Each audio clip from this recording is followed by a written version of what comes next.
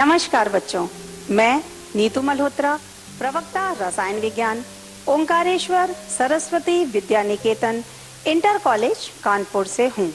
बच्चों, रसायन विज्ञान की इस कक्षा में आप सभी का स्वागत है। बच्चों, आज कक्षा द्वादश की रसायन विज्ञान की इस कक्षा में हम पृष्ठ रसायन पाठ का अध्ययन करेंगे। पृष्ठ रसायन से संबंधित विभिन्न उदाहरणों को आपने पिछली कक्षा में पढ़ा है, जिसमें से एक उदाहरण है जल की स्थायी कठोरता को दूर करना। जल की स्थायी कठोरता का कारण इसमें उपस्थित कैल्शियम व मैग्नीशियम आयन होते हैं। जब कठोर जल को एक स्तंभ से पास कराया जाता है, इस स्तंभ में जियोलाइट भरते हैं। जियोलाइट सोडियम एल्यूमिनियम सिलिकेट होता है। जियोलाइट के सोडियम आयन कठोर जल के कैल्शियम व मैग्नीशियम आयनों को प्रतिस्थापित कर देते हैं। बच्चों, आज की इस कक्षा में हम जिन महत्वपूर्ण बिंदुओं पर अध्ययन करेंगे वे महत्वपूर्ण बिंदु हैं अधिशोषण,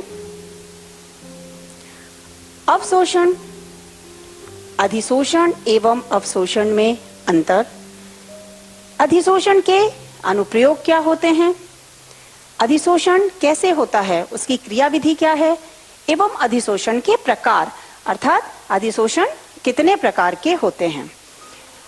इस कक्षा में सबसे पहले हम जिस पर अध्ययन करने जा रहे हैं वह है अधिशोषण।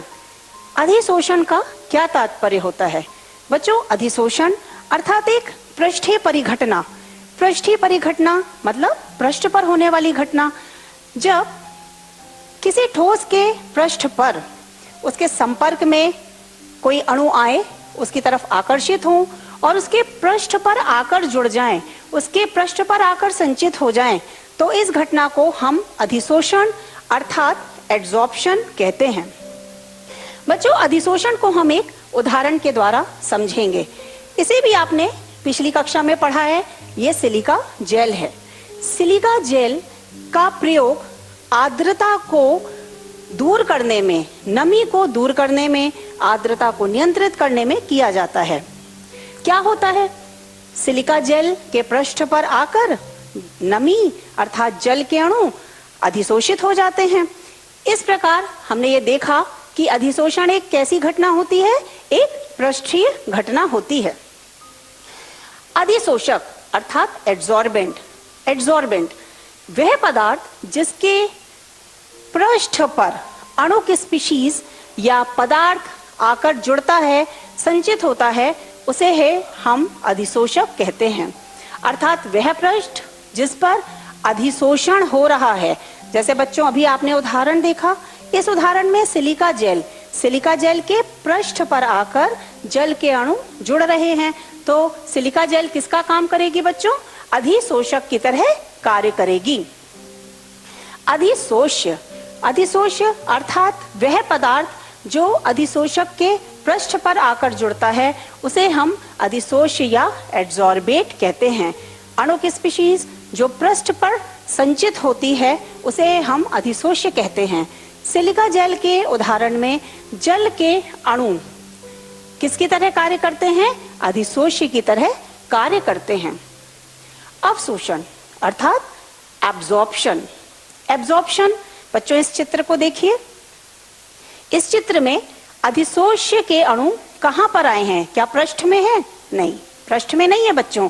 कहां है ये? अंदर स्थूल में आ गए हैं, इसके बल्क में अंदर प्रवेश कर गए हैं। जब पदार्थ अर्थात अधिशोष्य ठोस के संपूर्ण स्थूल में प्रवेश कर जाए, एक समान रूप से वितरित हो जाए, तो इसे हम क्या बोलते हैं? इसे हम एब्जॉर्प्शन या अवशोषण बोलते हैं। अधिशोषण व अवशोषण में क्या अंतर है? अधिशोषण व अवशोषण में क्या अंतर है बच्चों? अधिशोषण अर्थात पृष्ठ पर होने वाली घटना। जब अधिशोष्य के अणु पृष्ठ पर आए और पृष्ठ पर सांद्रित हो जाएं आके, तो उसे हम क्या बोलते हैं? अधिशोषण कहते हैं। जबकि अवशोषण में क्या होता है? अवशोषण में पदार्थ ठोस के संपूर्ण स्थूल में एक समान रूप से अंदर आता है और एक समान रूप से क्या हो जाता है? वितरित हो जाता है। इस प्रक्रिया को अवशोषण कहा जाता है। अधिशोषण में अधिशोष्य की सांद्रता केवल अधिशोषक के पृष्ठ पर ही बढ़ती है, जबकि अवशोषण में क्या होता है? अवशोषण में सांद्रता ठोस के स्थूल में एक समान रहती है। इस प्रकार अधिशोषण पृष्ठ पर होता है, जबकि अवशोषण कहाँ पर होता है? पृष्ठ में नहीं होता, उसके अंदर स्थूल में जाकर, अधिशोषक के स्थूल में जाकर होता है। कई बार ऐसा होता है कि अधिशोषण और अवशोषण दोनों एक साथ हो रहा है। जैसे हम किसी कॉटन के धागे को रंगें, जब हम उसको रंगते हैं तो जो रंग है, जो डाई है, वो उसके ऊपर पृष्ठ पर आती है और साथ ही उसके अंदर तक भी प्रवेश कर जाती है। इसका तात्पर्य क्या हुआ कि अधिशोषण और अवशोषण दोनों ही प्रक्रियाएं कैसी हो रही हैं बच्चों? एक साथ हो रही हैं। इस प्रक्रम को हम कहते हैं शोषण।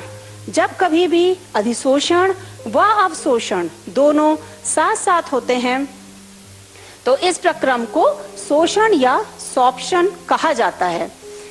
बच्चों, अधिशोषण के हमारे जीवन में क्या अनुप्रयोग हैं? दवाइयों का प्रयोग हम सब करते हैं, विभिन्न बीमारियां होती हैं, दवाइयों का प्रयोग करते हैं। तो ये दवाइयां कैसे काम करती हैं? बच्चों, ये दवाइयां कीटाणुओं पर जाकर अधिशोषित हो जाती हैं और उन कीटाणुओं को, उन जर्म्स को क्या करती हैं? मार गिरा देती हैं। इस प्रकार हम रोगों के इलाज में इसका प्रयोग करते हैं। इसका एक दूसरा बहुत अच्छा अनुप्रयोग है उत्कृष्ट गैसों के पृथक्करण में। उत्कृष्ट गैसें हीलियम, नियॉन, आर्गन, क्रिप्टॉन, झीनॉन, ये सारी गैसें हमको मिलती हैं वातावरण में। वातावरण में इन गैसों के अलावा नाइट्रोजन, ऑक्सीजन, कार्बन डाइऑक्साइड, भिन्न भिन्न गैसें होती हैं। सबसे पहले इस इनर्ट गैसों के मिक्सचर को, ये जो मिश्रण है, इसको हम अलग कर लेते हैं दूसरी गैसों से। इसके बाद सर डेबार्ड ने इस विधि का प्रयोग किया था। सर डेबार्ड ने कोकोनट चारकोल, जिसे हम नारियल का चारकोल भी कहते हैं। बच्चों, ये देखिए, ये नारियल का चारकोल है। ये जो इनर्ट गैसेस, उत्कृष्ट गैसों का मिक्सचर है, इसको हम नारियल के चारकोल से प्रवाहित करते हैं। क्या होता है? अलग अलग तापमानों पर ये गैसें अलग अलग तरीके से अधिशोषित हो जाती हैं और ये जो मिक्सचर है, इससे हम इन गैसों को पृथक कर लेते हैं। इनके प्रयोग को आप सब जानते हैं। हीलियम का प्रयोग किसमें होता है? हीलियम का प्रयोग गोताखोर करते हैं ऑक्सीजन के साथ मिलाकर। बच्चों, उत्कृष्ट गैसों के पृथक्करण के बाद हम पढ़ेंगे विषमांगी उत्प्रेरण में किस प्रकार अधिशोषण का प्रयोग होता है। विषमांगी उत्प्रेरण अर्थात जब अभिकारक और उत्प्रेरक उन दोनों की भौतिक अवस्थाएं पृथक पृथक हों। बच्चों देखिए, हैबर विधि में अमोनिया का निर्माण। हैबर विधि में जब हम अमोनिया का निर्माण करते हैं, आयरन उत्प्रेरक का प्रयोग करते हैं। अमोनिया का निर्माण नाइट्रोजन व हाइड्रोजन से होता है। बच्चों, आप जानते हो नाइट्रोजन गैसीय प्रावस्था है, हाइड्रोजन गैसीय प्रावस्था है, और आयरन को तो आपने देखा है, आयरन कैसा होता है? ठोस अवस्था में होता है। तो इसकी अवस्था ठोस हो गई, नाइट्रोजन और हाइड्रोजन की अवस्था कैसी हो गई? गैस हो गई। तो जब उत्प्रेरक और अभिकारक उन दोनों की प्रावस्थाएं अलग अलग होती हैं, हम उसे कौन सा उत्प्रेरण कहते हैं? विषमांगी उत्प्रेरण कहते हैं। दूसरा उदाहरण है संपर्क विधि से H2SO4 का निर्माण। संपर्क विधि में जो महत्वपूर्ण पद होता है वो होता है सल्फर डाइऑक्साइड का ऑक्सीकरण। सल्फर डाइऑक्साइड का ऑक्सीकरण O2 के साथ होता है। सल्फर डाइऑक्साइड गैस है, ऑक्सीजन भी कैसी है बच्चों? गैस है। इन दोनों का ऑक्सीकरण कराने के लिए हम V2O5 उत्प्रेरक का यूज करते हैं या फिर प्लैटिनम उत्प्रेरक का प्रयोग करते हैं। क्या होता है? दोनों की अवस्थाएं अलग अलग हैं। ये दोनों गैस और प्लैटिनम ठोस अवस्था में विषमांगी उत्प्रेरण है। जब सल्फर डाइऑक्साइड व ऑक्सीजन गैस के मिश्रण को इस कैटालिटिक स्तंभ से हम पास कराते हैं तो सल्फर ट्राइऑक्साइड का निर्माण होता है। ये एक विषमांगी उत्प्रेरण का उदाहरण है जो कि अधिशोषण के माध्यम से होता है। इस प्रकार आपने देखा कि किस तरह से विषमांगी उत्प्रेरण में अधिशोषण का प्रयोग होता है और हम उद्योगों में विभिन्न प्रकार के उत्पादों का उत्पादन करते हैं। अगला है झाग प्लावन विधि। झाग प्लावन विधि धातु कर्म में प्रयोग में आती है। धातु कर्म में अयस्कों के सांद्रण में झाग प्लावन विधि का प्रयोग किया जाता है। सल्फाइड अयस्क के सांद्रण में झाग प्लावन विधि का प्रयोग करते हैं। इस विधि में अयस्क को पानी व चीड़ के तेल के साथ लिया जाता है। तेज स्पीड से वायु प्रवाहित की जाती है। अयस्क झाग के साथ ऊपर अधिशोषित होकर ऊपर आ जाता है। इस प्रकार हम अयस्क को पृथक कर लेते हैं। तो बच्चों, ये विधि किस पर निर्भर कर रही है? ये भी अधिशोषण पर निर्भर कर रही है। झाग प्लावन विधि के बाद हम पढ़ेंगे रंगहीन विलयन बनाने में। आपने देखा है कि गन्ने की शर्करा, जो गन्ने की शर्करा होती है, वो रंगीन होती है और विभिन्न ऐसे कई रंगीन विलयन, यदि हम चाहें कि उसे रंगहीन करें तो जानतव चारकोल का प्रयोग करते हैं। बच्चों, चारकोल भी एक बहुत अच्छा अधिशोषक होता है। जानतव चारकोल से जब रंगीन विलयन इसमें डाला जाता है, रंगीन विलयन डालते हैं तो वो पार्टिकल्स इसमें अधिशोषित हो जाते हैं और जो नीचे हमें मिलता है वह रंगहीन छना हुआ पदार्थ प्राप्त होता है। इस प्रकार विभिन्न विलयनों को रंगहीन करने में हम अधिशोषण का प्रयोग करते हैं। एक अगला बहुत महत्वपूर्ण उदाहरण है गैस मास्क बनाने में। बच्चों, ये गैस मास्क है। गैस मास्क का प्रयोग कोयले की खदान में किया जाता है। कोयले की खदान में कई विषैली गैसें निकलती हैं, मीथेन है, कार्बन डाइऑक्साइड है। वहाँ पे जो भी व्यक्ति कार्य कर रहे हैं, उनको जब वो सांस लेते हैं तो ये गैसें उनको नुकसान करती हैं। गैस मास्क में सकृत चारकोल या अधिशोषकों का मिश्रण डला होता है। जब ये मास्क लगाया जाता है, गैसें इस पे आती हैं, सकृत चारकोल या अधिशोषकों पे आकर अधिशोषित हो जाती हैं एवं वहाँ कार्य करने वाले व्यक्ति इसके दुष्प्रभाव से मुक्त हो जाते हैं। इस प्रकार आपने देखा कि अधिशोषण हमारे दैनिक जीवन में कितना उपयोगी है। दैनिक जीवन में न केवल ये उद्योगों के क्षेत्र में, बल्कि विभिन्न रोगों के इलाज में, तत्वों के निष्कर्षण में इसका हम प्रयोग करते हैं। बच्चों, अधिशोषण होता कैसे है? अधिशोषण की क्रियाविधि क्या है? अधिशोषण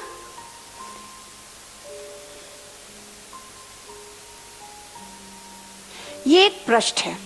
इस पृष्ठ के द्वारा हम अधिशोषण की क्रियाविधि को समझेंगे।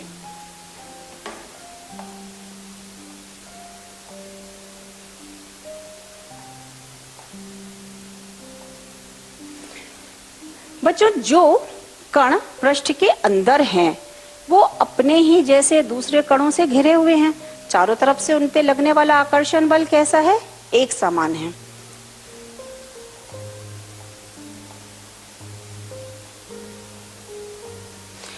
लेकिन जो कण इस पृष्ठ पर हैं, क्या वो अपने ही जैसे दूसरे कणों से चारों तरफ से घिरे हैं? क्या इधर इनके ऊपर वैसे ही समान कण हैं? नहीं है। ये सिर्फ यहाँ इस तरफ अपने ही जैसे समान कणों से घिरे हैं। इसका तात्पर्य क्या हुआ कि पृष्ठ पर उपस्थित कण असंतुलित आकर्षण बल का अनुभव कर रहे हैं और यही असंतुलित आकर्षण बल अधिशोष्य के कणों को अपनी ओर आकर्षित करता है। इसी असंतुलित आकर्षण बल के कारण अधिशोष्य के कण आते हैं, इसके ऊपर आकर अधिशोषित हो जाते हैं। बच्चों, अधिशोषण एक ऊष्माक्षेपी प्रक्रिया होती है। ऊष्माक्षेपी का मतलब होता है एक ऐसी प्रक्रिया जिसके दौरान ऊष्मा बाहर निकल रही है। बच्चों, पिछली कक्षा में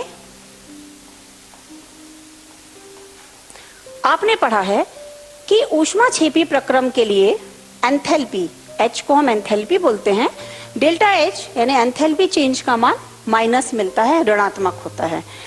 अधिशोषण एक स्वतः होने वाला प्रक्रम है। स्वतः का मतलब क्या हुआ? स्वतः का तात्पर्य होता है ऐसा प्रक्रम जो अपने आप हो। अपने आप अर्थात अधिशोष्य और अधिशोषक यदि आपस में पास पास आ रहे हैं तो हमें कोई बाह्य कार्य करने की जरूरत नहीं है। अधिशोष्य आएगा, अधिशोषक के पृष्ठ पर जाकर अधिशोषित हो जाएगा। इसका तात्पर्य होता है स्वतः। तो स्वतः हो रहा है, इसके लिए ऊष्मागतिकी की एक शर्त है डेल्टा जी गिब्स मुक्त ऊर्जा का मान ऋणात्मक होना चाहिए। ये आपने पिछली कक्षा में पढ़ा है कि डेल्टा जी का मान जिस अभिक्रिया के लिए ऋणात्मक होता है वह अभिक्रिया स्वतः होती है।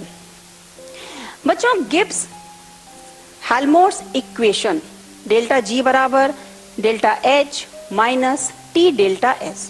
डेल्टा जी मुक्त ऊर्जा में परिवर्तन है, डेल्टा एच एंथैल्पी में परिवर्तन, डेल्टा एस एंट्रोपी में परिवर्तन एवं टी तापमान है। बच्चों, डेल्टा एस का मान कैसे ज्ञात करेंगे हम?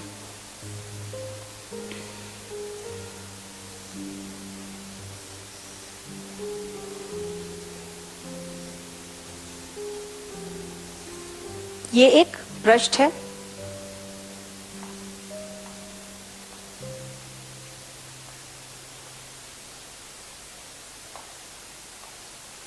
ये गैस के अणु हैं।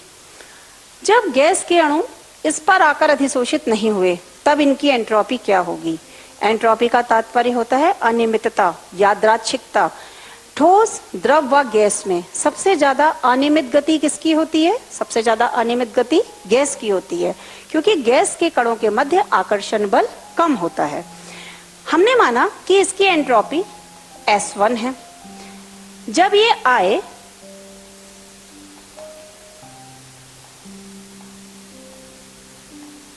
और आकर इसके ऊपर अधिशोषित हो गए तो क्या अब इनका ऐसा ही फ्री मूवमेंट होगा?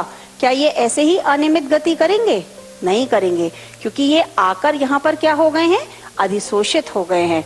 जब ये अधिशोषित हो गए हैं तो एंट्रोपी कम हो जाएगी। किससे कम होगी? इस S1 से इनकी एंट्रोपी कम हो जाएगी। माना हमने इसकी एंट्रोपी S2 है, तो प्रारंभिक अवस्था में एंट्रोपी S1, अंतिम अवस्था में एंट्रोपी S2। बच्चों, डेल्टा एस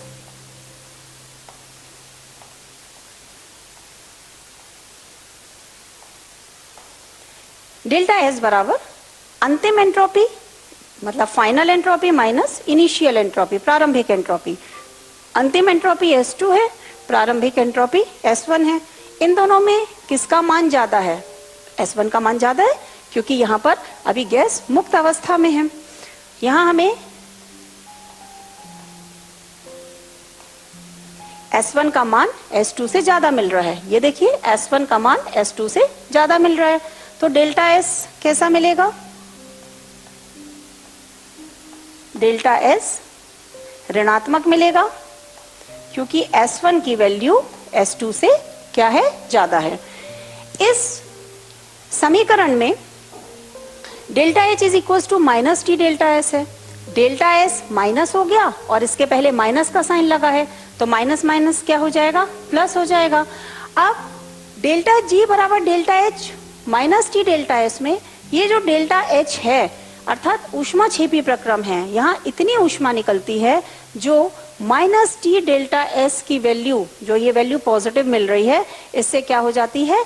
ज्यादा हो जाती है। और हमको नेट जो डेल्टा जी है वो कैसा मिलता है? ऋणात्मक वैल्यू मिलती है। इसका तात्पर्य क्या हुआ बच्चों? इसका तात्पर्य हुआ कि अधिशोषण की प्रक्रिया कैसी होती है? स्वतः होने वाली प्रक्रिया है। अधिशोषण एक पृष्ठीय घटना है। अधिशोषण पृष्ठीय घटना है तो क्या हम पृष्ठ का क्षेत्रफल बढ़ा दें तो अधिशोषण बढ़ेगा? इसे हम इस एक उदाहरण से समझते हैं। ये प्लैटिनम का ठोस है। देखिए यहाँ कुल कितनी मुक्त संयोजकताएं मिल रही हैं? 14। यदि हम इस पृष्ठ को यहां से तोड़ दें क्या होगा? ये इस तरह से हर जगह से तोड़ दें। टोटल कितने प्लैटिनम हैं? टोटल 12 प्लैटिनम हैं। सब में 4 संयोजकताएं हैं, 48 मुक्त संयोजकताएं हो गई। पृष्ठ क्षेत्रफल बढ़ा दिया हमने, मुक्त संयोजकता बढ़ गई। अब जब पृष्ठ क्षेत्रफल बढ़ गया तो क्या होगा?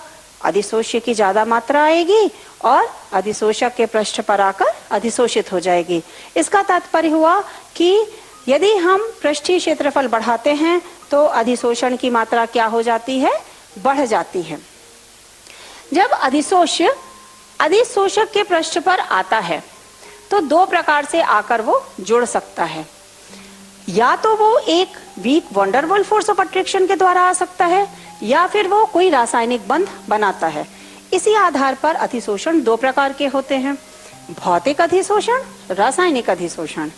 यदि किसी ठोस के पृष्ठ पर गैस का संचयन दुर्बल वंडरवॉल बलों के कारण होता है तो इस अधिशोषण को भौतिक अधिशोषण या फिजिकल एड्सॉर्प्शन कहते हैं। बच्चों, यदि गैस के अणु अधिशोषक के पृष्ठ पर आएं और क्या करें, रासायनिक बंध बना लें, यदि वो रासायनिक बंध बना लेते हैं तो इसे हम रासायनिक अधिशोषण कहते हैं या फिर केमिकल एड्सॉर्प्शन कहते हैं। हम अब पढ़ेंगे कि भौतिक अधिशोषण के मुख्य अभिलक्षण क्या होते हैं। भौतिक अधिशोषण के मुख्य अभिलक्षण हैं विशिष्टता की कमी। विशिष्टता की कमी का तात्पर्य हुआ कि गैस के अणु अधिशोषक के पृष्ठ पर आते हैं और वंडरवॉल फोर्स ऑफ अट्रैक्शन से जुड़ते हैं, अर्थात जो भी गैस आएगी उसके पृष्ठ पर आकर जुड़ जाएगी। ये विशिष्ट नहीं होता। उत्क्रमणीय प्रकृति। बच्चों, अधिशोषण एक ऊष्मा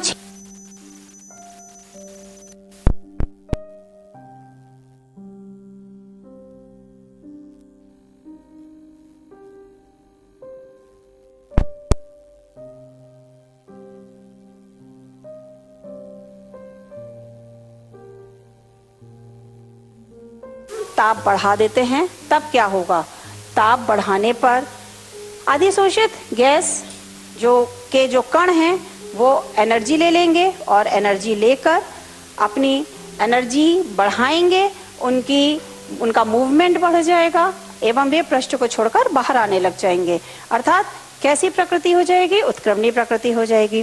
साथ ही जब हम दाब बढ़ाते हैं तब भी गैस का ठोस की सतह पर अधिशोषण बढ़ जाता है, इससे गैस का आयतन कम हो जाता है। तो यदि हम दाब घटा दें तब क्या होगा, दाब यदि हम कम कर देते हैं तब गैस के अणु बाहर निकलने लगते हैं। बच्चों, भौतिक अधिशोषण का अगला गुण है अधिशोषण की एंथैल्पी। चूंकि यह वीक वंडरवॉल आकर्षण बलों के कारण होता है, इसलिए इसकी एंथैल्पी कम होती है, 20 से 40 किलोजूल पर मोल होती है। यह बहुअणुक परतों पर होता है क्योंकि इसमें कौन सा आकर्षण बल लगता है, weak force of attraction, van der Waals force of attraction लगता है। और देखिए ये बहुअणुक परतों में होता है। रासायनिक अधिशोषण। बच्चों, रासायनिक अधिशोषण उच्च विशिष्ट होता है। क्यों उच्च विशिष्ट होता है, क्योंकि यहाँ पर रासायनिक बंध बन रहा है, अधिशोष्य व अधिशोषक के मध्य रासायनिक बंध बन रहा है, इसलिए यह उच्च विशिष्ट होता है। उदाहरण के तौर पर ऑक्सीजन धातुओं पर ऑक्साइड बनाती है और उस पर अधिशोषित हो जाती है। अनुत्क्रमणीयता। रासायनिक अधिशोषण यौगिक बनाते हैं, यौगिक बनने, रासायनिक बंध बनने के कारण होते हैं, इसीलिए ये अनुत्क्रमणीय होते हैं। निम्न ताप यदि होता है तो रासायनिक अधिशोषण धीमी गति से होता है, लेकिन यदि हम ताप बढ़ा देते हैं तो रासायनिक अधिशोषण की जो दर है, जो उसकी मात्रा है, वह भी बढ़ जाती है। ऐसा इसलिए होता है क्योंकि रासायनिक बंध बनने के लिए उच्च सक्रियण ऊर्जा की आवश्यकता होती है। अधिशोषण की एंथैल्पी। रासायनिक अधिशोषण में एंथैल्पी 80 से 240 किलोजूल पर मोल होती है क्योंकि इसमें रासायनिक बंधों का निर्माण होता है। बच्चों, रासायनिक अधिशोषण एकल अणु परत में होता है। ये एक अणु परत में होता है। एक बार अधिशोष्य आया, अधिशोषक के पृष्ठ पर आकर उसने रासायनिक बंध बना लिए एवं अधिशोषण की प्रक्रिया पूर्ण हो जाती है। बच्चों, इस प्रकार आपने देखा कि अधिशोषण कैसे होता है। अधिशोषण में अब हम अधिशोषण से संबंधित कुछ अभ्यास प्रश्नों को करेंगे। अधिशोषण की प्रक्रिया में एंट्रोपी घटती है क्यों?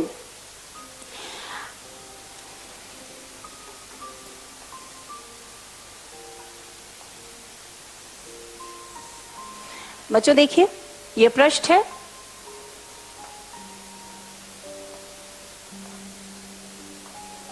ये अधिशोष्य है, जैसे ही ये इसके पृष्ठ पर आया,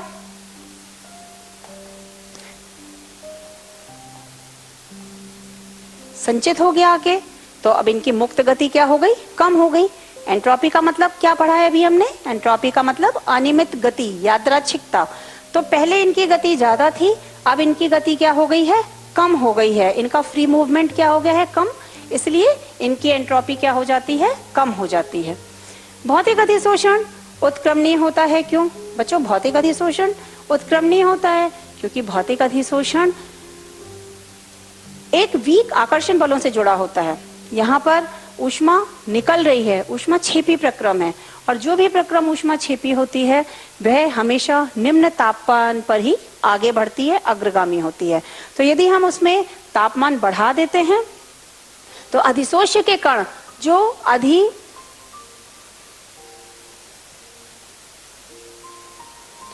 अधिशोष्य के कण जो अधिशोषक के पृष्ठ पर आए हैं वो निकल के बाहर निकलने लगते हैं, जिसे हम विशोषण की प्रक्रिया कहते हैं। इसलिए यदि हम चाहते हैं कि भौतिक अधिशोषण अग्रगामी हो तो हमें तापमान कैसा रखना पड़ेगा? निम्न रखना पड़ेगा, और ताप बढ़ाने पर ये अणु बाहर निकलने लगेंगे। तापमान बढ़ाने पर भौतिक अधिशोषण घटता है। इसे प्रश्न को अभी हमने देखा। बच्चों गृह कार्य, अधिशोषण ऊष्मा छेपी क्यों होता है? सूक्ष्म, दूसरा प्रश्न है, सूक्ष्म विभाजित पदार्थ अधिक प्रभावी अधिशोषक क्यों होते हैं? सूक्ष्म विभाजित पदार्थ,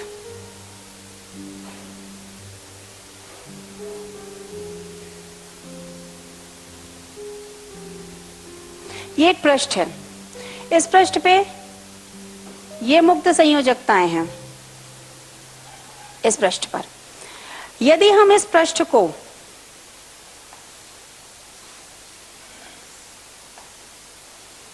ब्रेक कर दें, इस तरह से तोड़ें, तो देखिए कितने टुकड़े मिलेंगे।